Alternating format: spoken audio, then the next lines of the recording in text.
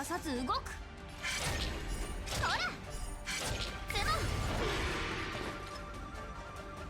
が吹き運営はとどまるこの一死で十分楽にしてあげる蝶と共に散れスターレイファントムお願いだから上がらせお願いやった上がり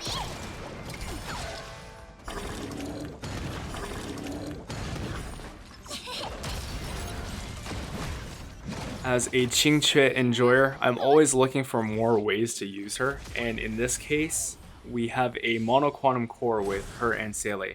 And against non-quantum weak enemies, we add Silver Wolf instead of Bronya, for example, or we can add Pella if you don't have Silver Wolf. There are a lot of alternatives, and you can even use Yukong because I feel like Yukong is better in this team because she can buff both targets.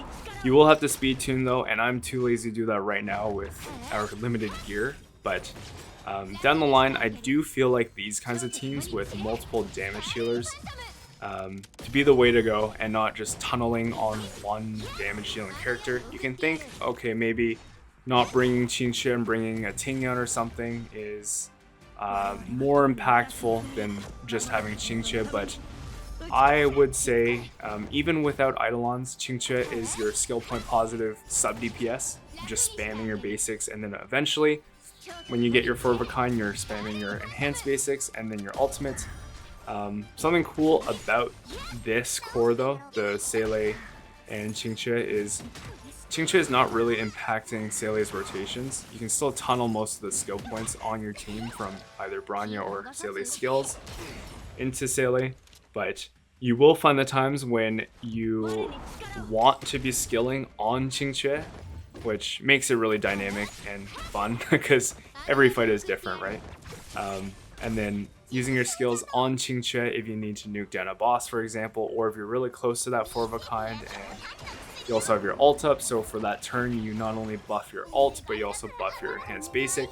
Yeah, there are a lot of situations you run into. The more you play with this team, the more you'll have a better understanding of it. But that being said, I do think that once we get Fushuan and Lynx, you can use either or both, and form a really strong mono quantum core that covers all the grounds, like your defensive, utility, buffing with Silver Wolf, and just weakness implant, right? So quantum, of course, is the only element known that will be able to do this because you can guarantee the quantum weakness, since Silver Wolf is quantum, the only weakness implanting unit.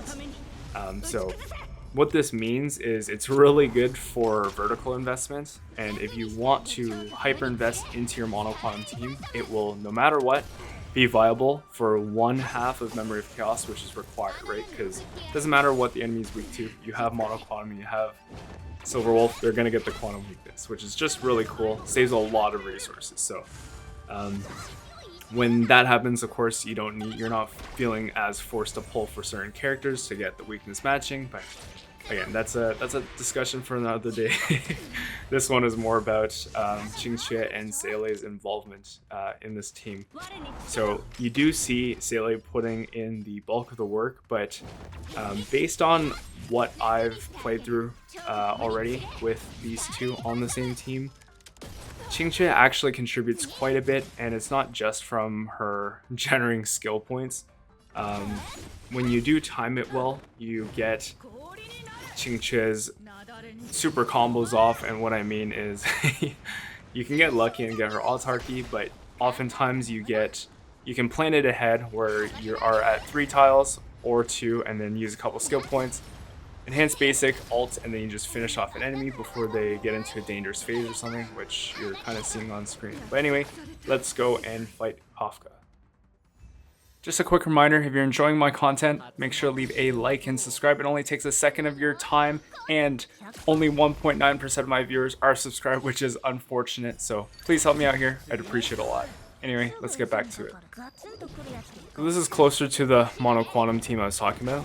We're just missing one member, but it's fine because Luocha is imaginary. All these enemies are weak to imaginary, so Silver Wolf can guarantee the quantum weakness implant, and The reason why Mono Quantum is also very strong is because when you have enemies weak to Quantum, you're going to be able to deal weakness break guaranteed as Entanglement, and Entanglement is probably the strongest break effect. I think it's on par with Imprisonment from Imaginary. I think they're situationally better than one another, but point is, they're both really strong. They push back the enemy in turn order, and of course Quantum has this extra bonus where they take entanglement damage once they can move again, and it stacks up to 5 times for every time they get hit. So that's good, but the main bonus is they keep their debuffs, since debuffs only get removed once players and enemies take turns. So if you don't let them move, of course the debuff will stay. So I think that's where Mono Quantum will really shine. You already have 2 stellar damage dealing characters in Seele and Qingque. So, you know, no matter what, these teams will be strong. It's still undecided if Qingque will actually be like a best in slot sub DPS. I think she'll still be strong. She works really well as the execution in these types of teams, as you can see.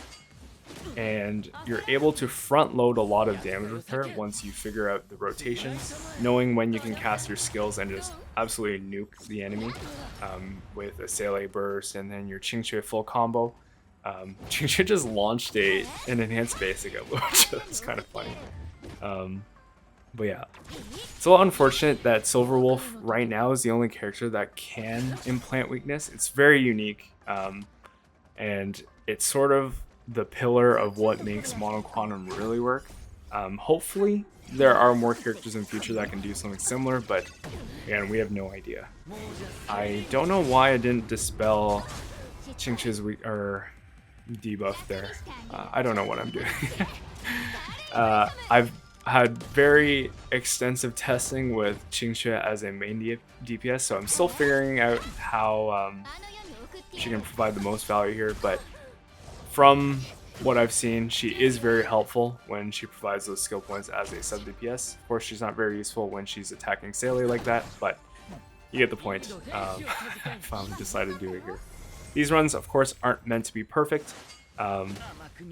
They're just a rough indicator of what I would do in these situations. I love that 16k non-enhanced basic hit there. But anyway, I am really excited to play Mono Quantum when we get Fushuan and Lynx. So let me know what you plan on playing in the future. We do have Blade coming out next week, and very excited for that. We'll take a quick look at my builds, but that's pretty much it. Thank you for watching all the way here.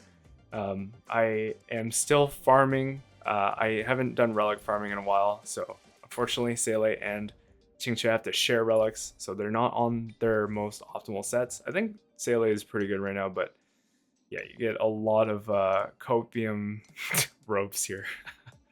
But it is what it is. Let me know what you think about the future of the game. Do you think it's going to be more Harmony, Hyper Carry focused, or Nihility, dual DPS? But yeah, it's very interesting because we have a lot of options. You can use a variety of different characters too. It's not just locked into one, but that is that. I will see you next time.